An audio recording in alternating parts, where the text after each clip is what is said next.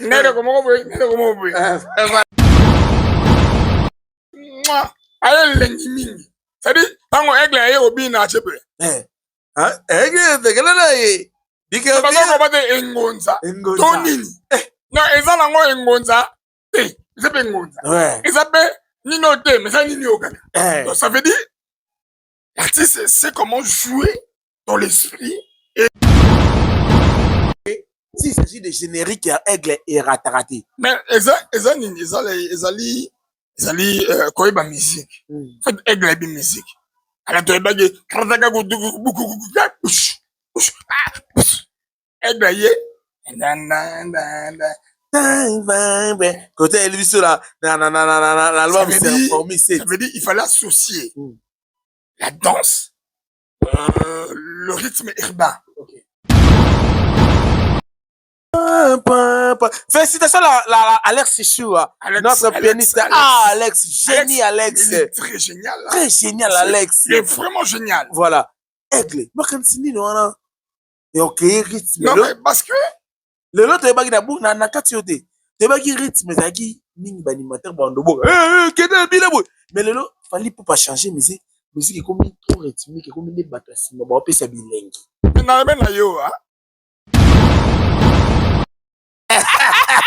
So bini be su makambu na. Osu makambu, fallait pour pas dire. Oh bila, dete vo bila vo. Allez Feli, c'est là ye. Feli, c'est là ye. Tu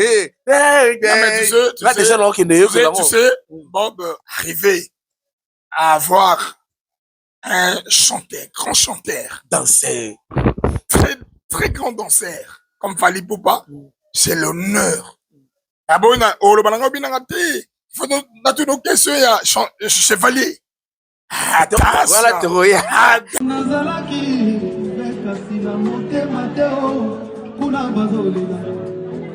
Yves Christianion, Warrior du Canada. Fais du bruit pour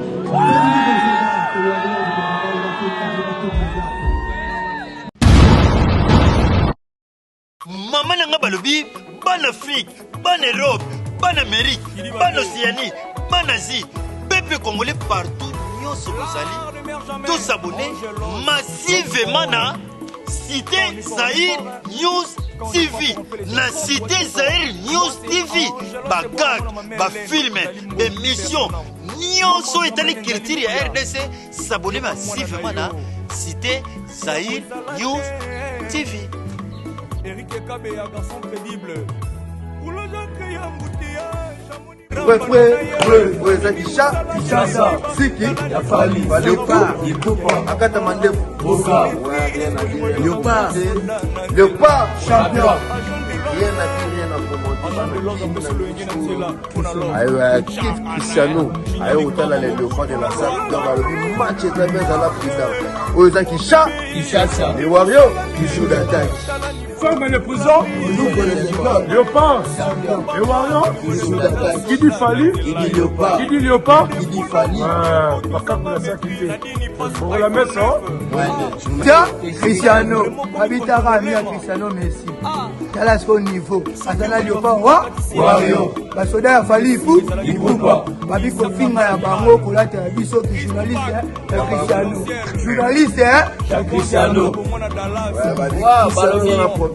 Cristiano babita la beauté plus que Cristiano ndeti na film tous années frappé ça bateke bakota journaliste boutique la Yves Cristiano un bon warrior ndeti na film arena akomisa arena lokola antenne you akotabi abibi I don't see. Et voilà, fidèles téléspectateurs, chers internautes, merci de votre confiance et fidélité.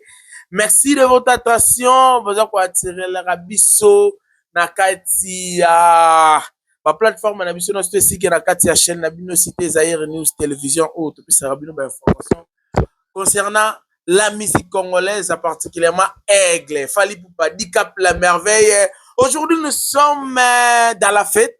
Nous sommes en train de festoyer, nous sommes en train de fêter le jour tant entendu où l'artiste nous avait annoncé la sortie officielle de l'album oyo déjà eza na batitre ebele na poche na yango XX Delirium oyo lelo Aigle a lancé biso quelques titres ke tokobalancele bino expliquer bino na mwana mboka Basile Somodibele au cours de cette émission. Alors je passe directement la parole à mon invité Basile Somodibele, porte-parole officiel Molobeli ya ba Warrior bino mo mona ki yango na kati ya stade municipal ya Bandal o Aigle telemisa ki aloba mona ki mpe na ba concert na surtout na sosa azaki parmi ba modérateurs mona ki yango pe lelo na concert ya Velodrome oyo Aigle abandela kiso na kobenga Basile Somodibele pour confirmer que tant on aime Sarabino aza porte-parole officiel la bouche autorisée de Fally Ipupa. Basile Somodibele, bonjour. Bonjour, bonjour mon Mboka, bonjour Bob Kokissa, bonjour. Donc biso nous a bino. C'est un bino parce que nous avons fait un choix. Le choix est tellement judicieux. Yagopona, Osala, na mwana mboka Osala, honneur et fierté, il y a monde entier, fierté, il y a Bandalungwa, fierté, il y a Kisasa, fierté, il y a Congo Mobimba, fierté, il y a Grand Équateur, fierté à Bagongo, fierté à partout, il y a Baluba, Badunyo, donc, Aigle, merci à toi, force à toi, va de l'avant, parce que tu es magnifique. Voilà, Aigle est magnifique. Basile Somodibele, habillé déjà, AXX, merci pour avoir respecté, honoré, na couture aux fêté, na pena kotika na fête. Alors, la journée d'aujourd'hui est comment pour vous, Basile Somodibele? C'est une journée inédite. D'abord, c'est une journée très fatidique. Okay. Parce que c'est une journée oyo, double X, Delirium. Okay. Mais, fallait bien nyos. Mais tu peux se faire un dame parce que. On a trop fungola ngo expliquer batou. Mais. Il y a des choses. Lelo za ondeni. Na kati na za ondeni. Non, nana sai. Sai o motema wangai. Et sengo. Ouais. Ya komona album na biso lelo to le 10 juin. Juin et bimi. Mais il y a des exigences au toson osima. C'est-à-dire que faut bizarre lelo ba plus mukie quelques chansons. Mais ça tout kaka. Ah mais ça to bamba. C'est générique. Voilà. Merci beaucoup. Basile Somodibele. Mais les gars dit, les gars fait, les gars promis, Aigle a réalisé.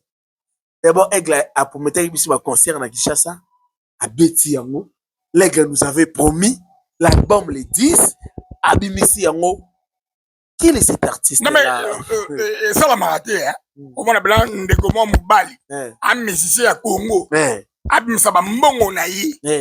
C'est un monique à la Zagi, Sogi Balobi, que c'est moi, la Kimbatseke, ton Anjili, ton Delvo, mon sponsor, avec Nabika Beaufort, pour Congo, mais à l'épisode, il y a qu'à accompagner Bisson à concert. Mais, c'est pour une première fois, Banda Messika Congo Banda, que musicien, a passé ma date naïe, mais ma sponsor balandi.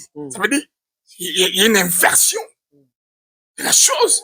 Ça veut dire, on a beaucoup à Fally Ipupa lobby, na Gobeda, le 5, na Sosa, na Gobeda, le 6, na Velodrome. Bango balandi, ba sponsor, ba sakana yé balandi. Il est ça la maté. Parce que, pour dire ça, il y a des moyens, les moyens qui sont de mise en amont.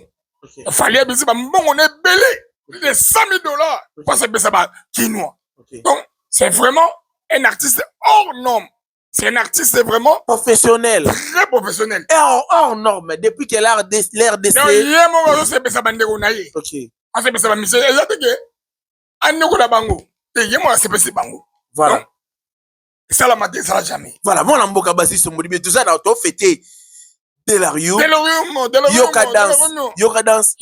Ok, on est. Ngonza. C'est le seul musicien. Ozo Bina. Soit accompagné par des autres. Ozo Bina. Ozo Bina na stade membre. Ok, nebo. Ok. Si bah il coquille bima. Non, même pas ça. Je parle pas de ça. C'est que polémique. Mon amboga. Bon, on est témoin. Bango nde Ça veut tembe. dire biso. Eh, Nous sommes en communion. voilà. On commune Ok. avec nos fanatiques. Ok. Les warriors. Ma Ouais. warrior, basali, aye lengi mingi. C'est-à-dire, tango aigle aye obi na chepe. Eh. Ah, tegela na ye. Bika Parce qu'on va dire engonza. Engonza. Tonini. Non, eza nango engonza. Eh, c'est pas engonza. Ouais. Eza pe nino te, mais ça nini okaka. Eh. Donc ça veut dire, l'artiste sait comment jouer dans l'esprit et dans la mémoire, il y a pas fanatique. Mais comment est-ce que l'artiste aujourd'hui, on savait qu'il y a une matière générique, c'était Wenge.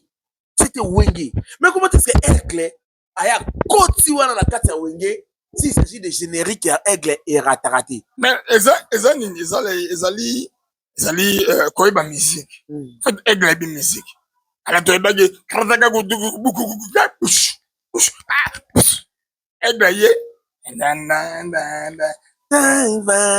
Côté Elvis là, l'album c'est informé. Ça veut dire il fallait associer la danse, le rythme urbain. Associer la rumba. C'est-à-dire, faliniza musique naïe, faliniza pas générique. Mais idée on a recréé. Mais pourquoi? Parce qu'il fallait pas qu'on toque pas bamba. Non. Parce qu'on est rythme on a recréé. Danse mais na piano. Félicitations à Alex Choua, notre pianiste. Ah, Alex, génie Alex. Il est très génial. Là. Très génial Alex. Il est vraiment génial. Voilà. Aigle. Moi, quand c'est nino, et on crée rythme. Non, mais parce que. Le lot, tu es bagui d'abou, na katiote. Tu es bagui rythme, mais qui ming banimateur bandobo. Mais le lot, fallait pour pas changer musique. Musique est comme trop rythmique, est comme des batassi. Mais bon, on peut s'habiller. Mais dans le ben na yo, hein. Dans le bango toujours, ben mission na yo, moi na mboka pas beaucoup qui ça. Le monde est donc devenu comme un seul village. Et les villages planétaires. Il fallait avoir compris à son temps qu'il fallait rythmer le monde dans un seul pas. Le pas. Et ça, bah, roum de ce monde. Et ça, bah, c'est bon de ce monde. Ça veut dire, c'est bon synchronisé. Et ça, le mina na musique qui est rapport à mais au voyant que les zobima. Déjà, bimi na mission de tolo ba d'abord bina ngona kin ba ça dit, bah, obina, déjà, bah, obina. Ça dit, bah, obina, on a rythme, on doit toquer. Et donc, non, ça veut dire danser, crier dans le charisme, danser dans l'harmonie, danser dans l'amour de danse. Voilà, le Warrior consommait notre générique. Tu rappelles à Warrior, le générique est là. Allez consommer, faites de challenge. Allez, fallait pour pas lancer, Tobo Sanateur, c'est bon, fallait pour pas lancer challenge. Il y a dans Swana, il y a yoka dans Swana. Oh, Robin, hein. Ah, na bon, on va te rappeler, bah, on va Robin, on convenablement. Eza winner. Eza winner. So bini be osu makambu na. Osu makambu, fallait pour pas dire. Oh, Robin, de tu vas Robin. Allez, Félix, c'est là, Félix, c'est là, tu sais, Bob, arriver à avoir un chanteur, grand chanteur, danseur, très, très grand danseur, comme Fali Poupa, c'est l'honneur. D'abord, il faut dans nos questions, il y a chevalier. Attention, attention. Appelez-moi Monsieur le Chevalier. Attention. Tout ça. Il y a Master Chevalier. On a l'équipe Chevalier. Bah, il y a Chevalier. Dans ministre, on doit aussi m'habiller la musique. C'est un aubaine pour nous. Ok. Moi, Namboka, c'est un aubaine pour nous. Avoir fallu pour dans la musique congolaise. Voilà. C'est vraiment. Il faut ça la gentil. Il faut ça la bien. On ne peut pas biso ton mais là, on déconne biso, banda 25 ans passé. Tu es bara valeur naïe. C'est une valeur exponentielle. C'est une valeur ajoutée de la musique congolaise. Ok. Voilà. Mais générique, bon, consommer ça, on a bimi déjà, bon, tondi, ça, bon, inondé, sur YouTube, fallait pour la plateforme, maintenant, surtout, générique, et ça, on a bon, robi, nango, passons directement, na ba rumba. Aujourd'hui, fallait pour pas, et le seul musicien congolais, rataka rumba te. Rataka jamais. Rata jamais. Quand la complice, déjà, alancelaki biso market ya pamba, market comme on dit, market ya pamba, mais tomoni ba effet nango salanga bilialia mama mwana mboka bo bazokano c'est-à-dire mwana mboka obe na sosa betaka yango te na sosa betaka yango te ntango ozobeta yango na kitambo ye malobi c'est-à-dire nzembo na ebimi te c'est-à-dire une chanson qui n'est pas encore sortie jamais na mato ya bato mais comme na baémission na banini nasalaki yango abimisaki yango parce que elle va répéter parce qu'il était en répétition ouais ameka ngo na ba Skyrock ouais parce que il y a préparatif il y a Stade de France donc ameka yango la minute c'est la meilleure chanson écoutée na ba plateforme nyonso ya Fally donc eza meilleure chanson oyo nga mona na nga ma fille cadette papa tielenga ngo ah bon j'ignorais ça. Complice. Complice. Na lingala complice. Bon, l'homme, vas-y, sur mon niveau.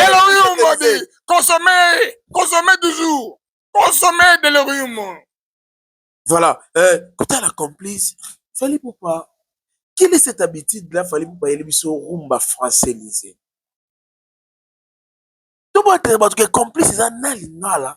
Na français parce que toi liboso to zwaki deux êtres rumba françaisé tout le monde même impact nango et cette fois-ci maintenant complice fallait pas parler comme ça rumba ni parce que tu dis que rumba artiste belé ça ce que batikela biso rumba ay bango lingala mais erataka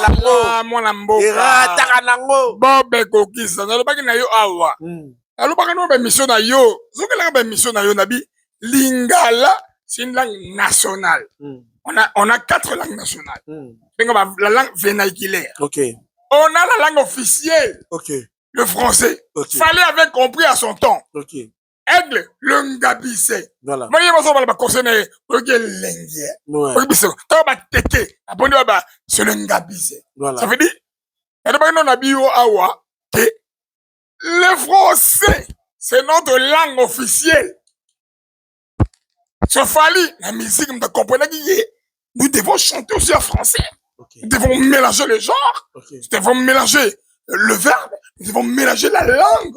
La langue, c'est le lingala, c'est le kikongo, c'est le tchoulouba. Et le français qui est notre langue officielle. Voilà. Alléluia. Mais comment est-ce que Fally Ndebalobara a pénétré dans ma Congolais pour na kolongola bango rumba ya lingala? À côté si bango na rumba ya français fallait changer la musique la rumba fallait changer la rumba. C'est l'homme de la rupture, c'est l'homme de la rupture. Quand vous avez l'information, quand vous commuez avec votre public, quand vous savez que nous avons une langue officielle, tu me le fais répéter. Le français c'est la langue officielle. Langue Tshisekedi, Chilombo. Le président de la République, Y'a Félix, petit Basile Sombo. Alors, par exemple, français. Mais, en regardant comme ça, Tito Kende, et comme l'artiste congolais, est-ce que Moïmba Barumba en France? Mais c'est bon, c'est bien. Est-ce que Baoukoka? Mais c'est le guide suprême. Mais est-ce que Baoukoka? Non. Moïmba français, on a français. Oui, on va faire la translation. Mais comment est-ce qu'il fallait pas déjà jouer rumba comme ça en français? Mais parce que yé, Moudou, à ce que ça m'a amené. Il y a des musiques à Congo et Koufara na poto. Ouais, on a tout aimé. Mais ce qu'on le basuni. Donc musique coupe la poto. Quand Moudou, Oyo, à ce que ça musique na poto. Yé mon gosouzou. À jouer rumba. Le monsieur incommensurable. Le monsieur fantastique. Le monsieur qui a décidé à dire. Je vais maintenant chanter en français. Comme ça en français. Qui est ma langue. Nous sommes le premier pays francophone. Mais fallait les guides. Les guides aujourd'hui de la musique congolaise. Non, ça guide suprême. Guide suprême. Parce que bateau ba landara on peut sa catch. Alandi na boye. Le là la dit fallait pour papa corona ka kala et pas ba na mongo. Azara musicien ba na mongo numéro 1. lelo to monde ba uti ko landa sur Fally Ipupa na ko couronner mais est-ce que ba Rolanda Fally Ipupa na ko yemba na français Bah ça la bien c'est pas ça les bongo. C'est pas ça les bongo c'est pas la fin du monde, bah ça la bien. Parlons de la gueule, on va bien dire. Voilà, parlons de notre album Kitamata, une chanson au fala de voilà qui n'a pas. Na oyo kaka mwana mboka ndongo zo ka Kitamata. Rumba ne rozandeni. Albina yo. Mais quand on sort comme Kiti et Mati, ça veut dire, quand on Kiti, ça veut dire lorsqu'il y a des ambitions, lorsqu'il y a des problèmes qui se pointent à l'horizon, vous devez descendre. Lorsqu'il y a des choses à défendre, faut défendre ma maman, là, faut mata. Ça dit, Mati, parce que, à mon avis, il faut mata, dans la octave, sur la Kiti, on a géré Bolingo. Donc, Kitamata. C'est-à-dire, tu es dans le bon sens. C'est-à-dire, tu es dans une bonne augure. Et puis, tu es français, mais pourquoi aujourd'hui Fally Ipupa pénétrer na mitema na rumba na niveau au sakalate? Parce que ça quitte zo mata. C'est-à-dire, au moni, ça te bien en Mati au Kiti. Ça veut dire, Moutatis, Candice. Et tu montes pour être bien avec les gens qui. Mais moi, dans beaucoup de monde, artiste, bêta album, il y a plus de 20 chansons. Mon monde attend, mais les restes là, fiasco. Mais yo, Fally Ipupa, comment est-ce qu'il il touche les cœurs. Mais non, parce que beau ça l'angwana. Moi, dans beaucoup à son temps, aigle, l'ungabi, c'est Fally Ipupa avait dit. Alors, bagi abi, Nazarana. Comme les gens de Nazarana nini? Nazarana concurrenté. Concurrent nanga, ezali, musique nanga mona, parce que je me suis dit, Fally, comme adversaire, lui-même. C'est dit, Fally Bunara et Naye Mogo. Moi, je dis, parole bien delirium. Et Bunanani. Je dois les rappeler que vous voyez Fally Ipupa d'aujourd'hui, Fally a fait sa musique comme un enfant ou azoleka dans une école. Fally a fait toute une école. Ça veut dire, a commencé par Kibinda. Fally a yokali danse. Fally a yokali danse. Fally a mono balobara. Mano basota mon classe pour Fally a génie na musique congolaise. Fally Ipupa atteindre classe ya musique congolaise. Fally Ipupa a yokali classe na Kibinda yokali danse. A yokali générique. Aya memi yango na quartier latin parce que faut le bango na quartier latin fala melisa baburo wana pema. Attends, vous êtes allé très loin pour votre gouverne. On a mboka baboko ça faut des formations. Fait que Fally azali ayoli musique nanda kuna bango. Ouais. Tant maman Monique na papa Foster nalobi na yo yuyu banani ayoli musique nanda kuna bango, c'est un génie. C'est-à-dire il est né pour faire ça. Il n'a pas copié autre chose. Non, moi je voulais juste leur rappeler que Azam Mwana Mayele apprendre danse, apprendre Mayele la rumba na. Lorsque vous avez un génie né, le génie est né. Fally, c'est un génie né. Voilà. C'est un savant de la musique. C'est pas quelqu'un ailleurs, mais c'est un musique. Ça veut dire il est né dans ça. Loquet doit Fally. Il tient ça de sa maison. Et ses parents, voilà, il tient ça aussi de sa maison. Il y a une nouvelle chanson qui binda, il y a quartier là. Compléter. Quoi ajouter. Comme mûrir. Ouais. Il avait déjà une valeur exponentielle. Il fallait rajouter. En tout cas, Fally. Aïba vie wana makolo na rumba. Moni vie wana otana beta suru. Vie wana. Oh, fala ibe makolo na rumba. Yo ça l'émission polémique. Oh, polémique te tolo na bia solo te. Abeta rumba totala. On ne sommes pas dans ça. Nous sommes pas dans ça mais abeta rumba totala. Fally Ipupa aïba makolo na rumba. Moni rumba o anoka na kala wana. Fally Ipupa botola etrona ba rumba. Est-ce qu'il Fally quand il était là où tu parles, c'était le seul musicien qui était là? Non, ils étaient nombreux, non, ils étaient nombreux. Mais ils étaient nombreux, tu dis ça? Et pourquoi il a garanti, il a si protégé cette rumba? Encore plus important. Parce que il tenait ça de sa naissance. Il tenait ça de sa maison. Génie était la génie. Mais ils n'avaient pas le même ambition, non? Fallait pour pas regarder, fallait pour pas voir là où il devait arriver. Les ambitions, on ne les crée pas là où il y a la carrière. Les ambitions, là où on a fallait les ambitions, avec des ambitions, il y avait des provisions, il y avait la vision et la provision. Il y avait une provision éclairée, c'est quasiment une provision observée. Donc, les autres que, ailleurs, non, c'est déjà nango. Mais en regardant, en fait, la structure, en regardant d'abord le groupe en question, quand ils étaient là, avec leurs amis. Mais personne, non? Mais voilà. Mais personne. Il n'y a pas de débat. Il y a des gens, peut-être la musique va bien, ça va, mais, comme qui a propulsé, comme qui a pris la propagation. Mais aujourd'hui, il fallait pas dépasser même les géniteurs. À dépasser même les patrons. Les messieurs qui disent soi-disant les patrons. Mais il fallait pour qu'aujourd'hui puisse les patrons. Mais vous parlez devant un savant, moi je suis savant. Mais je suis génie. Nous parlons aujourd'hui, il fallait n'a pas de conquérants. Attends, j'avais dit que fallait avait la vision et la provision. Il a fallu quand aller là-bas, mais on va chemin de parcours. Mais attends que le levier on a doit mettre rumba. Fallait pour pas mettre rumba dès que de la rue mais ça boy. Toi puis ça fait on a bi santé. Yo ça l'émission polémique. Eh, bisa polémique té.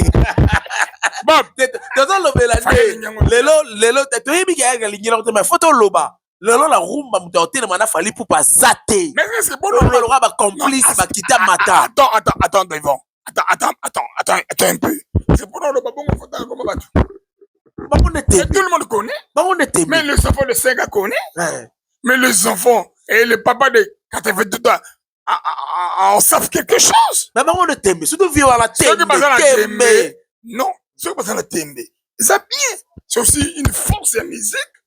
Donc, à son la tembe, et ça, la Moudou a évolué sous la Fadash. Fali, il est toujours des studios en studio. Il travaille. Voilà. Fallait. Merci beaucoup. On parle de XX Delarium. Delarium, consommer. XX Delarium. Il y a 3 opus que l'artiste vient de nous balancer. Nous avons le générique ainsi que 2 chansons rumba, Complice et Kita Mata. C'est quoi au niveau? Au monagé. Monango ibi musala. Monango aigle. Monango aigle ibi musala. Voilà. Niveau mona. Voilà. Au comprendre que c'est le meilleur. Voilà. C'est le champion. Voilà. C'est le ngabissé. Voilà. C'est le en tout cas, voilà, merci beaucoup. En tout cas, consommons XX Delirium, mais là, on a raison. L'artiste, on croyait qu'on allait avoir plus de 18, 20 chansons. Quelle est la raison fondamentale que l'artiste a choisi de nous balayer ou nous balancer? Est-ce que déjà, Banzem c'est Bimaki? Voilà. Toi, Banzem le rôle, est-ce que tu as en français? Attends. Je parle français. Attends. Je dis que. Aigle a mal français. Pourquoi pas le bel album en français? Attends, Bob, je dis qu'il y a eu des chansons, des êtres. Voilà. Il y a eu. Temps qui est là. Ouais. Ça veut dire. Certaines chansons qui sont très magnifiques. Ok. Ils ne deviennent pas torpiller les autres chansons. Voilà. Donc, on doit laisser le temps au temps. Voilà. Donc, nous devons laisser le temps au temps. Ça veut dire, il y a 3 chansons qui sont sorties. Il y a la générique. Voilà. Il y a des rumba. Ok. Et ça, voilà. Ok. Ça veut dire, on va consommer ça. Tatis Moutandis. Donc, molo à molo. Tatis Moutandis. Voilà. Ndambu. Directeur. Edi Badiata. Merci pour le travail. Coco Dilasso. Manu Lubaki. Soule Kaouka par Suzu le génie là. En tout cas, faire gagner la merveille. Bosé Belé, staff ya Fiston Coloqué. Oh, honorable Fiston Coloqué, Bosé Belé, oh, vous comprenez si que groupe nostra Président François Babadi. François Babadi, président. En tout cas, raison et ça. Dorothée Madia. Maman Dorothée Madia. Topesi Bambote Mingi. Voilà, topesi une raison. Bon, ça a précédé. Plateforme, oh, ils ont géré l'album. Album XX, faut te rappeler, bango, ils ont deux versions. Version urbaine, oh, ils ont toujours demandé, ils ont consommé à cascade. Même sur un désordre. En désordre, et s'il y a noté. C'est pour cela, comme Fally Ipupa a géré dans la plateforme mondiale, oh, ils ont passé à cahier sur demande, il y a la plateforme, Fally Ipupa. Abimisana nundambu sino ta la saturation à bombarder comme un embarras de choix. C'est pour cela Fally Ipupa nous a promis le 18 septembre vous aurez le reste ya banzembo ya Delirium XX version rumba. Mais comme Fally Ipupa c'est un homme de parole, un artiste qui respecte ce fanatique, ainsi que le mélomane de la musique congolaise, Yango apesi biso 3 opus au moment générique, complice, ainsi que Kita Mata. Pour ne pas vous décevoir, nous bien décevoir, alors on va pas ça les Sarah. De moment apesi no bisa tuana. Alors, to consommer yango septembre et musika tenza meso a bateli bisa meso prima. To reçoit les restes banzembo qui to refala apesi biso to mona. Na lobi no banzembo wana. Ebi ga yo fonda na eglo yo kyango. Somo.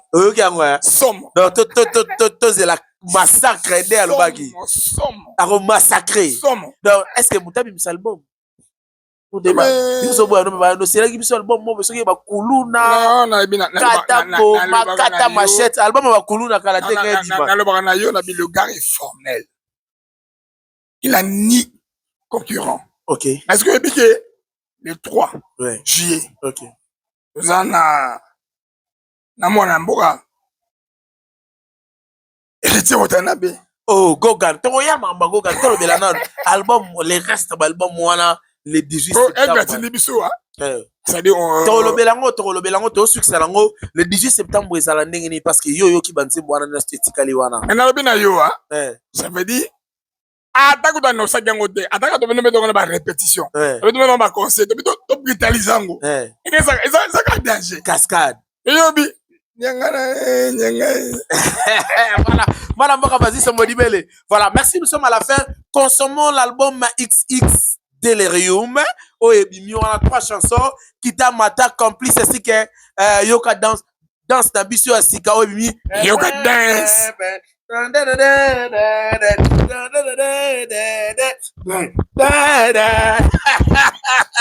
Aigle à mon local. T'es aigle à mon local. Tu auras précédé. Aigle. Tu auras précédé. Bob Kokissa. Tu auras précédé. Tu as fait pour la prototype. Tu auras précédé. Voilà, tu as précédé. Malembe. Tu as la loyauté. Ouais. Amour. Je suis warrior. Je suis né warrior. Non, Koufa warrior. Voilà, merci beaucoup. Héritier Watanabe, le monde déjà inondé. Batebele balingi a créé la polémique parce qu'il fallait pour le héritier petit yaba Doudou scellé et tout. Batebele balobi eglabengi petit, fallait pour pas petit. Nangi éclaircir na musique même na âge, fallait pour pas héritier. Est-ce que fallait pour pas n'importe qui héritier ou balba kaza leki ya ba vienne ba. Ça veut dire dans le barreau il y a des gens de mauvaises intentions. Il y en a battu sous la botte à la kindoki. Non, non, il y a un camarade dans go lâcher. Go lâcher. Doudou qui binda. Go lâcher. C'est là qui binda. Ah, mon collègue qui s'est Watanabe. Non, non, qui binda. Tout le monde, le grand prêtre. On a boga. Qui s'est Watanabe. Bah, mais mieux. Dans le collègue, il y a un leader na bisumoko. Tout le monde a une maison, mais tout y est bi. Tout y est bani. Surtout à la qui ça. Tu vas le bas, on va villageois. Ah, parce que c'est un village, n'a pas un village, hein. Ma village n'a pas un nom. Et le sali bango ne passe parce que Aigle a 4 musiques à concert à l'Obéli et non, mais polémique. Mais le bon sens, le leadership, na musique au moins ba musicien nyonso basaka na bakesa bato à part Fally Ipupa héritier mdaki danger héritier mdale danger oh alega ba nyonso héritier la poto basenga au moins orchestre voyager na ba senga héritier ça veut dire quoi aigle habi ki sa mona malam donc ça veut dire les 3 juillet ouais c'est de Paris ouais chers warriors chers amis warriors ouais faut consommer avec très grandement ouais acheter les billets na musique ya mwana mboka Coran Suprême Mobutu déjà le bagango aigle oye héritier Watanabe oye ça dérange qui XX oye ça dérange qui Basile Somodibele oye Boubouli Yondela oye ça veut dire ça dit cher warrior ouais le rendez-vous est pris le 3 juillet ouais aigle maloba aigle abi soma billet soma il y a héritier Watanabe ça veut dire quoi lelo bato balingi bato bazala na bapolémi bato balingi bazala bien te ata bato bazala histoire oyo esala bango bana histoire yo sikoyo olingo bakisa baage ya bato kimutaka mabe bango ba esprit na bango bazwi esprit wenge babalola esprit wenge kimutaka mabe yango balingi héritier kota na jeu wana bato tu bayebi ke dudu kibinda sele kibinda abikola kiti oui bayana iti ouais oh héritier azakama aza age moko na ba fiso sese mavinga siko bayaya na ye yakese aevite bango héritier asamona mayele omoni na clan wenge héritier aleki bate bele mayele leki bele mayele wenge bate bele donc surtout ka compliqué bango na ba français le 3 juillet chers amis de l'Europe chers amis d'Afrique nous allons partir pour assister au concert d'Héritier Watanabe le 3 juillet au Zénith de Paris. Voilà, merci beaucoup, mon amour Basile. Nous sommes à la fin. Oh, ça va tourner pour la XX parce que non, mais ça dit consommer avec avidité. Voilà. Consommer vraiment dans le consomnyoso. Avec avidité, avidité, voilà français. Voilà français. Dans le consomnyoso. Voilà français. Maman, français. Charabia. Charabia. Voilà. Si, mon amour, non, si c'est bon, tu as comme français. Discours aigle. Aigle, c'est le discours quand on a président, aigle au coma. Nabi, aigle, c'est un blanc raté. Aigle, c'est un blanc raté. Est-ce qu'il y a aussi des artistes? Il y a aussi des artistes qui peuvent tenir comme ça devant des officiers, devant des cadres, des ministres. Et puis, on va dire accent. Et puis, aigle, on l'a raté. Les salariés, accent aigle. Accent aigle. C'est un blanc raté. Aigle, c'est un blanc raté, hein? Mais coucou. Ma beaucoup pour aigle. Aigle, oye. Le poteau aigle. Fally Ipupa, oye. Merci. Le warrior, oye. Mon amboga. Le banquier. Pati Newman. Pati Newba, les banquiers. Pati Newba, les banquiers. Pati Newba, merci Empereur de Bakwanga, Yapacho, Keneshai, merci beaucoup. Babadi, président François Babadi, voilà. Merci beaucoup. Junior Guatamaja, Junior Mata, excellent Junior Mata, merci beaucoup. Maman Dorothée Madia, maman Dorothée Madia, faut pas que maman Dorothée Madia, voilà mère nanga évite voilà. Travailler belé. Et dit Badia t'as impression, merci beaucoup. Voilà, merci à vous, chers fidèles téléspectateurs. S'abonner, liker, partager. Là, c'était Basile Somodibele. Merci beaucoup. Edi Iyeli, excellence. Edi Iyeli. Merci pour la Moussala. Edi Iyeli Molangi. Merci. Mon amboga, excellence. Je vous prie. Honorable. Lobby Toroya na Marambuya, politique na Basile Somodibele concernant Marambuya, nomination générale Kabouit. Na Marambuya gouvernorat na monde batebele ba comprendre vraiment des visions chef de l'état na koya poto le kato éclaircir batuming balobio. Merci beaucoup Patrick Tshisekedi. Voilà. Mubengai Patrick Tshisekedi Mubengai. Voilà. Merci Patrick Salif Tshisekedi. Voilà. Kakolongo. Voilà. Patrick Salif Tshisekedi Mubengai. Voilà. Hey, Kakolongo, merci beaucoup. Voilà, merci consommant XX. Quant à moi, je vous dis au revoir. Retrouvons-nous à la prochaine avec mon amour Basile Somodibele. Ta grâce.